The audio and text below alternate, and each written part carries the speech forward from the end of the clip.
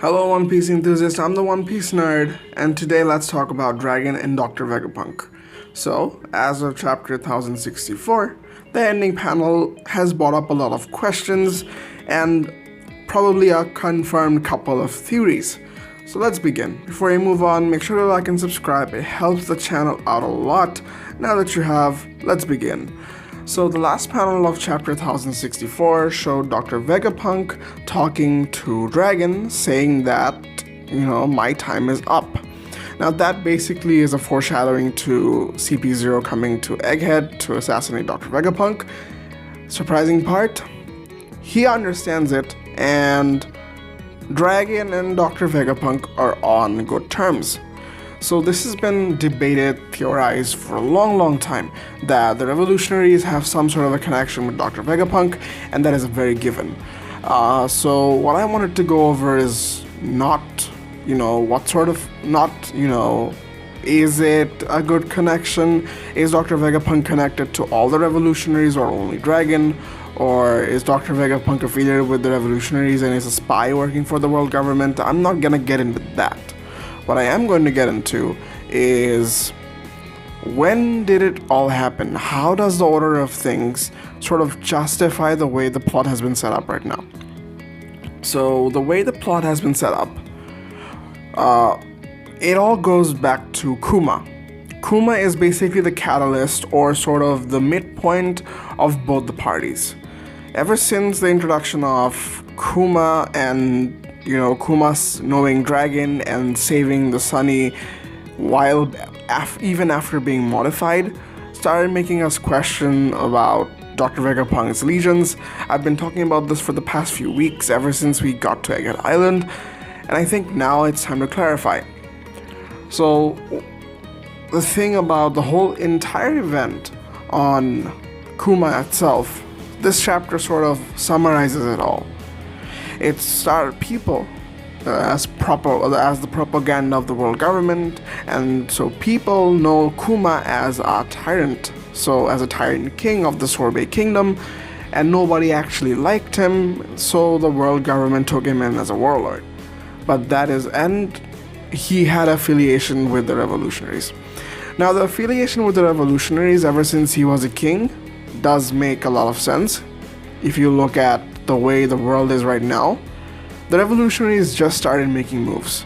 And let's say, 5-15 years ago, from the current storyline, when Kuma was a king and known as a tyrant and has this affiliation with the revolutionaries, Kuma probably caught on to whatever the world government was going to do with their unjust activities and whatever they throw up and whatnot. Kuma figured out that the world government aren't the righteous rulers of the world. There's something wrong with it, and then Dragon started making a move. Once Dragon started making a move after who knows when, presumably after Goldie Roger's execution, Kuma sort of started realizing, okay, the only person going after the world government directly is Dragon, so the only person that I can ally myself with is Dragon. So that could sort of figure out a justifiable way by which Dragon knows Kuma, and he became a part of the revolutionaries. And the whole entire thing about being a tyrant and whatnot, it's entirely possible that the Sorbet Kingdom does exist, and people have been fed misinformation the same way people were fed misinformation about in Dressrosa about their king. I, for the life of me, cannot remember his name. So the way Doflamingo took over Dressrosa is sort of like a metaphor as to how, let's say, the Sorbet Kingdom was manipulated into thinking that Kuma was a tyrant king. It's entirely possible that the world government schemed something like this, where they made the Sorbet Kingdom believe that Kuma was a tyrant and he was cheating everyone. In actuality, that's not even the case. That's nowhere near the case. So Bonnie tells us that he was not a tyrant king. With that being said, with the world government setting up stuff like that, and once the world government figured out that Kuma is affiliated with the revolutionaries, it sort of goes hand in hand that, okay, we're going to put Kuma out of commission, and we're gonna take Sorbet Kingdom to ourselves. That's exactly what they did. We have no idea who, maybe Queen Dogger is the queen of the Sorbet Kingdom, like Bonnie is. I don't need. And with the whole connection of, is Bonnie, like, if Bonnie is definitely Kuma's daughter, so how does that make her queen? And it goes into all sorts of stuff. I don't want to get into that. But there might be a legitimate ruler of the Sorbet Kingdom right now, since they are allied with the world government, and since Bonnie made it to the Reverie as Queen Dogger. Now, with that being said, now the world government has framed Kuma as the Tyrant King, and the only way to bring him back into the world is by helping him becoming a warlord, and basically telling him, setting it up in such a way where Kuma has to listen to the world government, or else something precious to him gets lost. And one of the things that could be is a destruction of Sorbet Kingdom. If Kuma is the legitimate king of the Sorbet Kingdom, you do not want your kingdom to be destroyed. Look at what happened to King Riku, I just remembered. Look at what happened to King Riku when Dressrosa was taken over. He was devastated. And for a king, for a righteous king, I'm not saying any king, like Wappo wouldn't care. For a righteous king like Kuma, what I like to believe, he probably cares a lot about his kingdom. And the same way how the Lucia kingdom was destroyed, it is entirely possible that the world government threatened Kuma by saying that if you don't listen to us, we will do exactly what happened to God Valley, or we have this sort of a power to destroy your kingdom, so if you have to listen to us no matter what. That sort of made Kuma get away from the revolutionaries, become a warlord, and then that's how everything spiraled out of control for Kuma. Now, where does Dr. Vegapunk and the revolutionaries come into play? It seems as though Dr. Vegapunk has been playing a huge role in the world government for a very, very long time. And now, that is to be said that, the only way possible for Dr. Vegapunk to meet or know the revolutionaries is through Kuma, but I highly doubt that Kuma would, snitch anything about the revolutionaries to a person like Dr. Vegapunk, unless and until Dragon gave him explicit permission to say so. So, another theory that I was talking about that could come into play is Dragon being an admiral. We've been talking about this for a very long time. The theory has been speculated for a very long time, ever since Garp talked about Dragon and the whole admiral system and Dragon leaving because he saw the bad in the world government.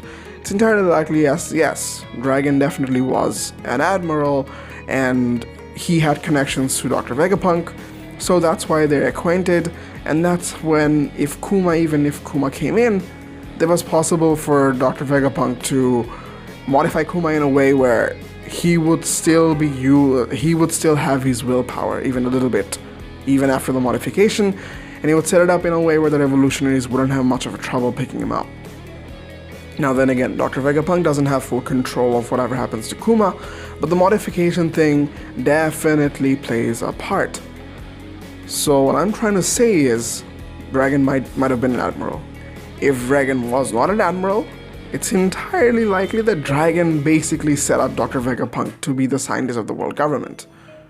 That is entirely possible, but that depends on for how long has Dr. Vegapunk been under the world government. We have no specific details, unless I'm missing something.